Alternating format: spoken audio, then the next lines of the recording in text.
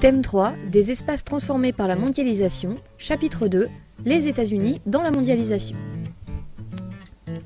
Vous pouvez voir ici une carte des États-Unis avec en comparaison la taille de la France. Comme vous pouvez le constater, les États-Unis sont un géant en termes de taille.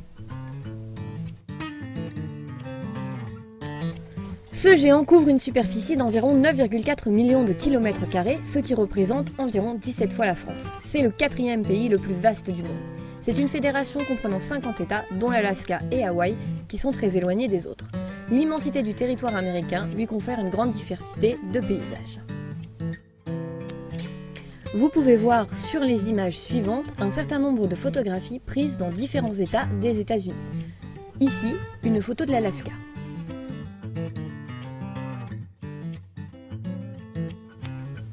À l'opposé du paysage glacé de l'Alaska, le paysage aride de l'Arizona.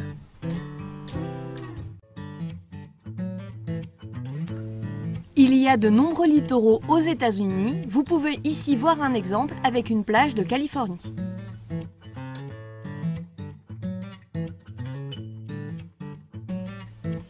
Les États-Unis regorgent également de villes. Certaines d'entre elles sont gigantesques.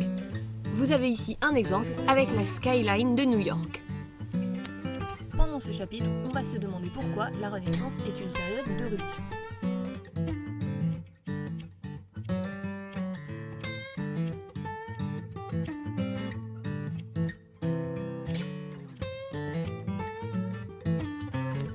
Les artistes de la Renaissance veulent s'inspirer de l'art de l'Antiquité plutôt que celui du Moyen-Âge.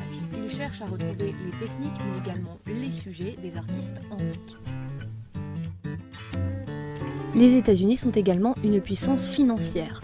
Vous veillerez à laisser un peu de place dans votre cahier pour que nous puissions répondre en classe aux questions présentes sur la carte.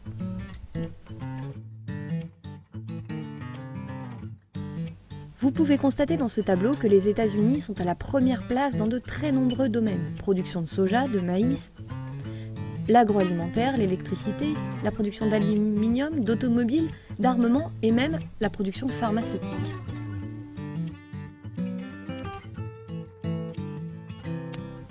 Les États-Unis ont le PIB par habitant le plus élevé du monde. En effet, ce pays domine tous les secteurs de l'économie. Leur agriculture est la première au monde et leur industrie est très développée. L'informatique, Internet, l'automobile, l'électronique, etc.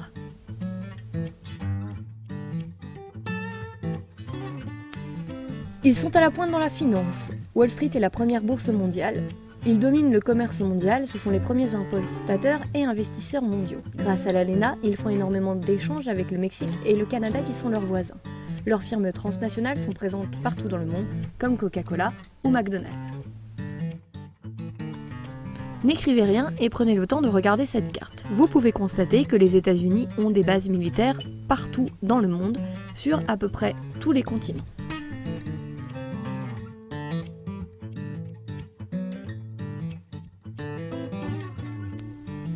Les États-Unis ont une zone économique exclusive très large du fait de leur territoire très étendu et de leurs nombreux littoraux.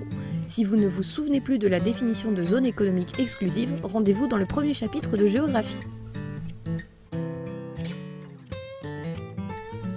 Vous devez donc écrire que les USA dominent également le monde grâce à leur présence militaire sur tous les continents et les océans, et que cette force dissuade certains pays de se lancer dans une guerre et dans le cas contraire, elle leur permet d'intervenir rapidement. Ils ont également une influence mondiale grâce à l'industrie du cinéma américain. 30% des recettes mondiales sont générées par le cinéma. Petit 2, les lieux de la puissance mondiale américaine, les villes et les littoraux. Laissez ici une demi-page pour coller quelque chose que nous ferons en classe. Avec la mondialisation, les métropoles se développent. Elles structurent le territoire américain et regroupent plus de 80% des Américains. On y trouve des activités économiques et financières et des aéroports internationaux. Elles attirent donc de nombreux flux de population, américains ou étrangers ou touristes. Laissez ici une demi-page pour coller quelque chose que nous ferons en classe. La mondialisation s'accompagne d'une littoralisation des activités. Les ports, comme ceux de New York, la Nouvelle-Orléans ou Los Angeles, reçoivent des flux commerciaux très importants venant du monde entier.